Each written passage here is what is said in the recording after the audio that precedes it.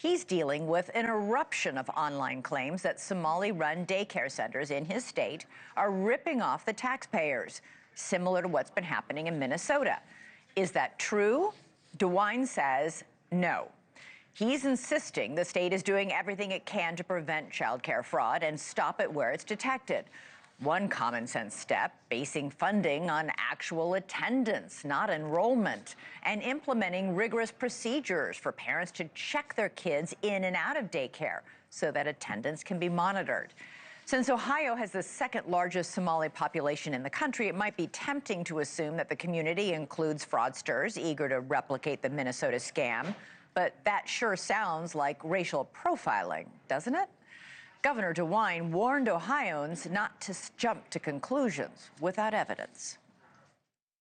There has been some connection I've seen on social media from people who say, well, there's a lot of Somalians in Ohio, too. There's Somalians in Minnesota. Therefore, Ohio probably has a huge problem. I don't think that's fair. Have we found fraud? Yes. DeWine said that 12 of the state's 5,200 child care facilities were found to be fraudulent in 2025 and were shut down. He did not detail who ran those centers. For more, we're joined now by Keith Faber, auditor for the state of Ohio, who's also a candidate for state attorney general. Keith, great to have you on the show.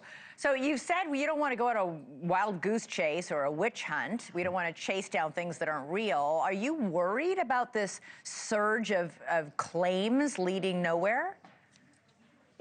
We absolutely are. What we do in Ohio in the state auditor's office is we track fact with investigations. I'm one of the few auditor's offices in the country that actually has a criminal division.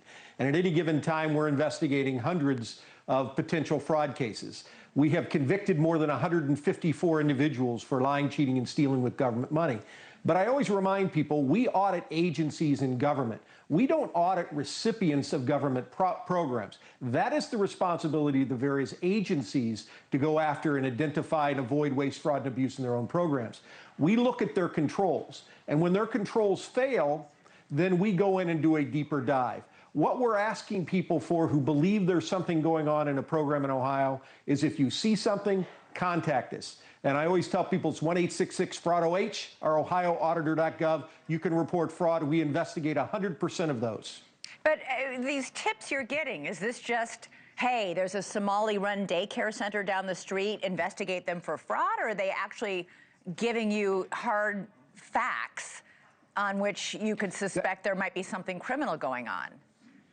That's a very important distinction. I tell people all the time, we see what's on social media. Sending me something, say, hey, I saw something on social media, there's Somali fraud, isn't very helpful.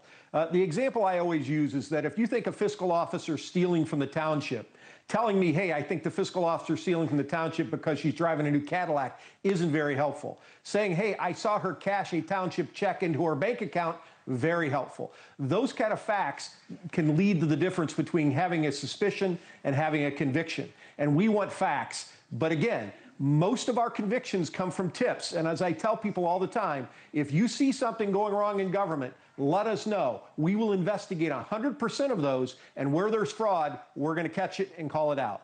I think a lot of people have been very shocked by the extent of the fraud exposed in the state of Minnesota. Much of it, it was in the Somali community.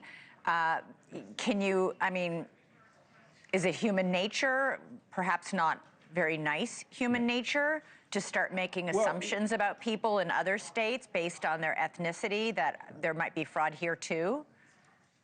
Yeah, we absolutely don't want to do racial profiling or saying because somebody's poor, they're committing fraud. But as Governor DeWine said, we do know that there are fraud in Ohio programs. We know that anytime you have a big government welfare program, it is going to be susceptible to fraud. That's why you have to put the controls in place, and then you have to actually audit to those controls. And that's why we're checking what the Department of Youth and Child Services are doing to audit the daycare situation to make sure we don't have a problem. But it's not only the daycares that have been a problem in Minnesota. It's also the health care, the Medicaid, and all of the elder care that goes along with that. So we're taking a look at those programs as as well. But we don't do this just in the Somali population. We're doing it all around Ohio every single day. We've released 5 audits this year on Medicaid fraud. And in every case, we found vulnerabilities that led to losses. And so the fact of the matter is we will continue to be vigilant. But as I say, if you see something going wrong in government, say something. 1-866-FRAUD-OH or ohioauditor.gov. Thank you for watching. Subscribe below and download our NewsNation app right now on your phone, and you will get fact-based, unbiased news for all Americans.